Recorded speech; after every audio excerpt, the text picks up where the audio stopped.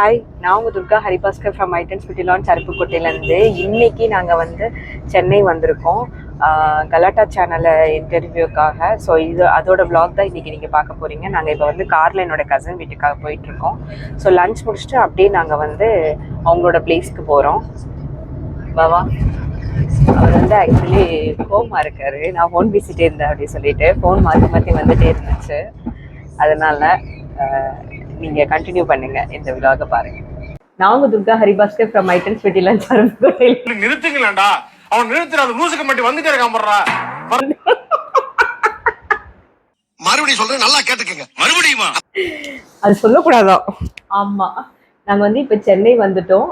இப்போ என்னோட கசின் வீட்டில் இருக்கோம். இங்கேருந்து ரெடி ஆகிட்டு நாங்கள் வந்து இரண்டாம் முடிஞ்ச இன்னைக்கு என்னெல்லாம் பண்ண போறாரோ முடிக்கிறேன். ஒரு விலாகு கூட ஒழுங்கா எடுக்க விடுறதில்ல. ஸோ அவங்க வீட்டில் தான், கசின் வீட்டில் இருக்கோம். இங்கேருந்து நாங்கள் வந்து லஞ்ச் முடிச்சுட்டு டேரெக்டாக வந்து கலாட்டா சேனல் இன்டர்வியூக்காக நாங்கள் போகிறோம். என்ன லுக் விடுற நீனு? நம்மளையும் பார்க்க ஒரு 4 பேர் இருக்காங்கல்ல, அவங்களுக்காக ஏதாவது வீடியோ போடணும். அப்பா உலகத்துல தோசையை திருப்பி போட்டு பார்த்திருக்கேன், இப்ப இட்லியவே திருப்பி போடுறானே. ஸோ இன்னைக்கு வந்து லஞ்ச் ப்ரிப்ரேஷன் வந்து என்னோட கசின் தான் பண்ணிட்டு இருக்கா. அவன் வந்து ஃபிஷ் குழம்பு இதை பண்ணிட்டு இருக்கான்ட்டு. யாத்திரை ட்ரை பண்ணிந்தியா தோசை? டீ போட்டுட்டு இருக்கா. ஸோ நாங்கள் வந்திருக்கோன்ட்டு சாப்பாடு என்ன குழம்பு? மீன் குழம்பா? அவங்க அண்ணனுக்கு ரொம்ப பிடிக்குமா, ஸோ அதனால மீன் குழம்பு. அண்ணா வந்து ஃபிஷ் கட் பண்ணி பண்ணிட்டு இருக்காங்க. ஸோ ஃப்ரெஷ்ஷாக வந்து இது என்ன ஏரியா? பாலவாக்கத்தில் வந்து ஃப்ரெஷ்ஷாக வந்து ஃபிஷ் வந்து வாங்கிட்டு வந்து எங்களுக்காக செஞ்சிட்ருக்கா. பயங்கரமாக கவனிப்பா. நம்ம ஆள் ஓடுறா. அண்ணா வந்து இன்னைக்கு ப்ரிப்ரேஷன் என்னன்னா, அவதான் ப்ரிப்ரேஷன்.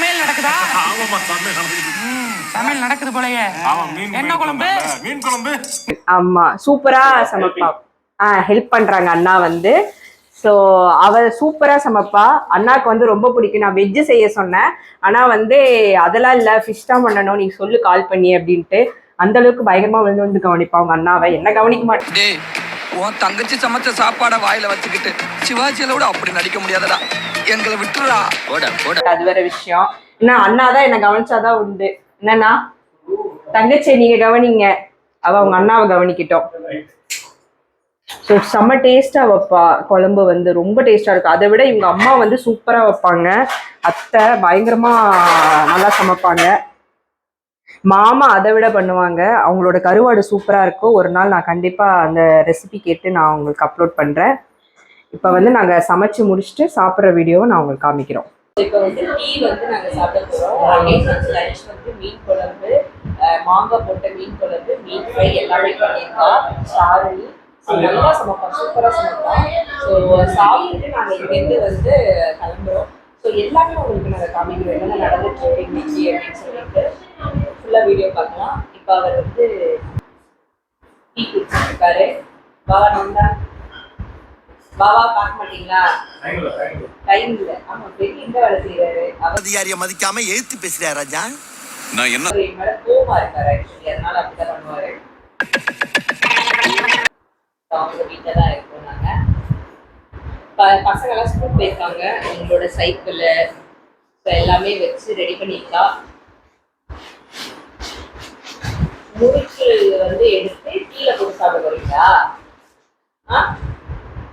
என்ன பாவா, பேச மாட்டீங்களா? ஏன்டா அப்படி பண்ற? அப்புறமா பண்றேன். ஆனால் நீங்க பசியா?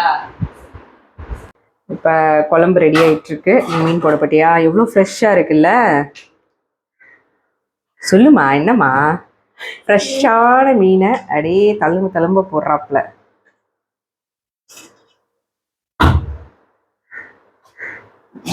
அப்படியே அப்போ தான் கடல்லேருந்து பிடிச்சிட்டு வந்து இறக்கியிருக்க மீனை அப்படியே வாங்கிட்டு வந்துட்டேன் நீ எங்களுக்காக, இல்லையா? இதை பேச மாட்டியா? பேச மாட்டேன். ஒரே சையாக இருக்கு. ஒரே சையா ஃபீல் பண்றாளே இவ. ஆனா இந்த மாதிரி ஆள் இல்லை இவ, அது வேற விஷயம். பேசினா இவருக்கு இதான் வேலை. டார்ச்சர் லாக பண்றோமா ஃப்ரெண்ட்ஸ். பாருங்க இவ்வளவு யூடியூப் சேனல் வச்சிருக்கா. உன்னோட யூடியூப் சேனல்ல நேம் என்ன? குக்கியர் ஸ்டைல். நல்லா சமையல் பண்ணுவா. நான் அதான் பண்ணி போடு அப்படின்னு சொல்லிட்டு இருக்கேன், ஆனா செய்ய மாட்டேன்றா. சூப்பரா சமையல் பண்ணுவா. என்னன்னா கண்டிப்பா நல்லா பண்ணுவேன். ஒவ்வொன்றுமே வந்து பல வாட்டி டெஸ்ட் பண்ணி கரெக்டா இருந்தா மட்டும் தான் போடுவா, என்ன போட மாட்டா. திருப்பி ஆரம்பிக்கலாம்ல. இங்க பாருங்க மீன் அவ்வளோ ஃப்ரெஷ்ஷா இருக்கு. பீல் பண்ணது ஆல்ரெடி. அப்படியே அவ்வளோ ஃப்ரெஷ்ஷாக வாங்கிட்டு வந்து இது பண்ணியிருக்காங்க. இங்கே வந்து எப்பயுமே போட்லேருந்து இறங்கின உடனேயுமே ஃப்ரெஷ்ஷாக மீன் இருக்கிறத வந்து கூறு வச்சு விற்பாங்க. ஸோ அதுலேருந்து எடுத்துகிட்டு வந்துடுறது. ஸோ இப்போ வந்து குழம்பு ரெடி ஆகிடுச்சு. இப்போ மீன் ஃப்ரைக்கு வந்து மிக்ஸ் பண்ண போகிறோம் இல்லையா? மிக்ஸ் பண்ணிட்டியா? இனிமேல் தான் மிக்ஸ் பண்ண போறியா? ஓகே. ஓடிடுறா உடனே வளர்த்த பிள்ளை மேகலை, அதனால அதுக்கு வெக்க வெட்டு போகல, ஓடிடுவா. ஸோ நெக்ஸ்ட் வந்து நாங்கள் மீன் ஃப்ரை பண்ணும்போது இது என்னென்ன போட்டிருக்க நீ? அரைச்சி விட்ட மீன் குழம்பா? ரெகுலராக பண்ணுற மாதிரி. ஆனால் மாங்காய் மட்டும் ஆட் பண்ணியிருக்க இல்லையா? ஓகே, மாங்காய் மட்டும் ஆட் பண்ணியிருக்காங்க. நெக்ஸ்ட் வந்து எப்படின்னா நம்ம வந்து ஃப்ரையை மிக்ஸ் பண்ணும்போது நான் உங்களுக்கு காமிக்கிறேன். இந்த பாருங்கள் மாங்காய் அப்படியே ஃப்ரெஷ்ஷாக இருக்குது. மாங்காய் போட்ட மீன் குழம்பு சுட சுட. மொட்டை மாடி வந்து இங்கேருந்து பீச் பக்கத்துலையா. ஸோ அதனால வந்து நான் உங்களுக்கு காமிக்கிறேன் எப்படி இருக்குது அப்படின்னு சொல்லிட்டு. லிஃப்ட்லாம் இருக்குது நம்ம ஆள் வீட்டில். ஸோ கொஞ்சம் சோம்பேறினால நாங்கள் வந்து ஆப்வியஸ்லி லிஃப்டில் தான் போவோம். இவ வந்து மூஞ்ச முடிப்பா. வேற என்னடா வெக்கமா பண்ற பாடு. ஏய் ஏதாவது பேசினாதான் அவங்களுக்கு கொஞ்சம் இன்ட்ராக்ஷனா இருக்கும். மூஞ்ச மூடிக்கிட்டு நீ இருந்தன்னா அவங்களுக்கு என்ன தோணும்? ஸோ இப்போ வந்து மொட்டை மாடிக்கு வந்துட்டோம்.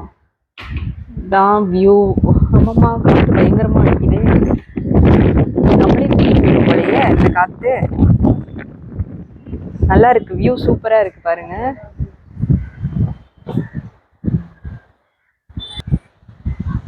ஸோ பேக் சைடு பாருங்க அவ்வளோ அழகா இருக்கு. பெரிய பெரிய பில்டிங்லாம். இதான் சென்னை வந்தால் ஊர் சுற்றி பார்க்குறத விட அப்படி அழகாக ஒரு பீஸ்ஃபுல்லாக. இங்கே பாருங்க பீச் பக்கத்தில் தெரியுதா உங்களுக்கு? நான் வந்து நல்லா க்ளோஸில் காமிக்கிறேன். பீச் அவ்வளோதான், பக்கத்தில் வந்துட்டோம் நம்ம பீச்சு. ஸோ இங்கேருந்து தான் நம்ம ஆள் ஃப்ரெஷ்ஷாக மீன் பிடிச்சிட்டு வந்து நம்மளுக்கு தர்றா. ரொம்ப பக்கத்துலேயே பீச் இருக்குங்க. நல்ல காலையிலலாம் நல்லா வியூ சூப்பராக இருக்கும். அழகாக உட்காந்து ரெஸ்ட் எடுக்கிறதுக்கு 2 நாள் எனக்கு இருக்கிற ஒர்க் ப்ரெஷரில் அழகாக வந்து ரெஸ்ட் எடுக்கலாம். பட் என்ன பண்ணுறது, ஒர்க்கு குழந்தைங்களெல்லாம் விட்டுட்டு வந்துட்டோம். அந்த ஒரு காரணத்துக்காக, குழந்தைங்களாம் விட்டுட்டு வந்துட்டேன்ற காரணத்துக்காக நான் இன்றைக்கே ஊருக்கு கிளம்ப வேண்டியதாக போயிடுச்சு. இல்லைன்னா நான் வந்து ஒரு 2-3 நாள் இங்கே தங்கி நல்லா சமைச்சு சாப்பிட்டு ரெஸ்ட் எடுத்துட்டு பீச் பக்கத்தில் இருந்துட்டு போகலாம். அப்படியே பக்கத்துலேயே இருக்குது பீச்சு. அப்படியே காற்று பயங்கரமாக அடிக்குதுங்க. நல்லா இருக்குது. அப்படியே கிளைமேட்டும் அந்தளவுக்கு வெயில் இல்லை, சூப்பராக இருக்குது. இது சென்னை வந்தீங்க அப்படின்னா அந்த மாதிரி மெயின் சென்னையில் ஏரியாவே பீச் தாங்க. கண்டிப்பாக வந்து ஒன்று மெரினா பீச் போவாங்க, இல்லை ஈசிஆர் பீச்சு, வேற என்னம்மா பீச்சு, பெசன்ட் நகர் பீச்சு.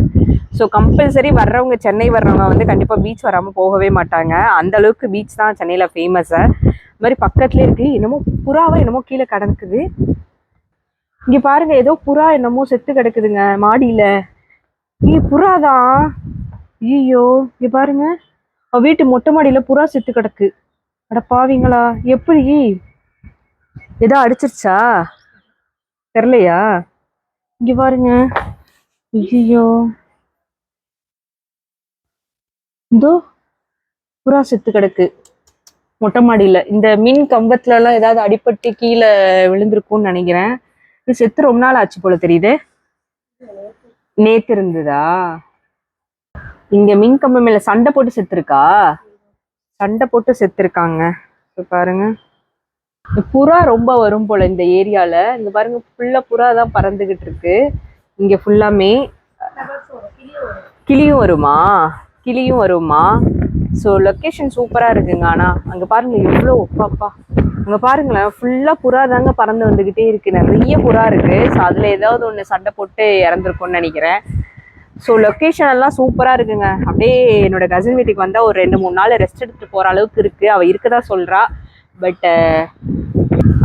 சொல்கிறா. பட் ஒர்க் ப்ரெஷர்னால போக முடியல. பாருங்கள் பாவமாக இருக்குது, செத்து கிடக்கு. அது எடுத்து போடலையா நீங்கள்?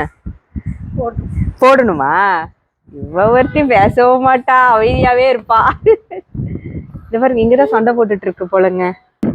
இங்கதான் சண்டை போட்டுருக்கு பாருங்களேன், எப்படி இருக்குன்னு. சண்டை போட்டு ஏதோ இதா இருக்கு. அவரு வந்துட்டாரு. நல்லா இருக்குல்ல? அங்க பாருங்க, புறா செத்து கிடக்கு. இந்த சைடு பாருங்க.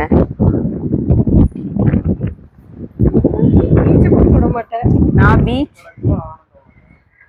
ஒரு இதுல ஒரு ஒரு ஒரு பரிதாபமான கூறிய ஒரு விஷயத்த நானு நாளம் தூக்கி போடலாம். பாவமா இருக்கு அதை பார்க்கவே. போயிட்டு அடுத்து சாப்பிட்ற வேலையை பார்க்கலாம். ஏன்னா நம்மளுக்கு டைம் ஆயிட்டு இருக்கு. 3 மணிக்கு அப்பாயின்மெண்ட் கொடுத்துருக்காங்க. நம்ம கரெக்டா ஷார்ப்பா டைம்ல கன் மாதிரி போய் நிக்கணும், மறந்துடணும். அந்த அளவுக்கு கரெக்டா நம்ம டைமுக்கு போயிடணும். ரெடி ஆயிட்டோம் நாங்க. இது அவங்களோட அவுட்ஃபிட். வாங்க காமிங்க. அவுட்ஃபிட் இது அவங்களோடது, இது என்னோடது. நல்லா பிடிச்சி காமிக்கலாம். ஓகே, நாங்கள் இப்போ கலாட்டா இன்டர்வியூக்கு கிளம்பிட்டோம். ஸோ எங்கள் வீட்டில் வந்து நல்லா சாப்பிட்டுட்டு நாங்கள் கிளம்ப போகிறோம். நான் எங்களோட அவுட்ஃபிட் காமிக்கிறேன் பாருங்க. ரெண்டு பேரோட அவுட்ஃபிட் இதுதான். ஸோ இன்னைக்கு இன்டர்வியூக்கு ரெடி ஆயிட்டோம். ஸோ மித்த இதெல்லாம் நீங்கள் கண்டினியூ பண்ணி நீங்கள் பாருங்கள். ஓனா அப்படின்னு பார்த்தீங்கன்னா கலாட்டா சேனல் இன்டர்வியூக்கு இவங்க தான் நம்ம பிஆர் வாக்கா. அவங்க ஹஸ்பண்டை காமிச்சிருங்க. என்னோட ஹஸ்பண்ட் அவர்.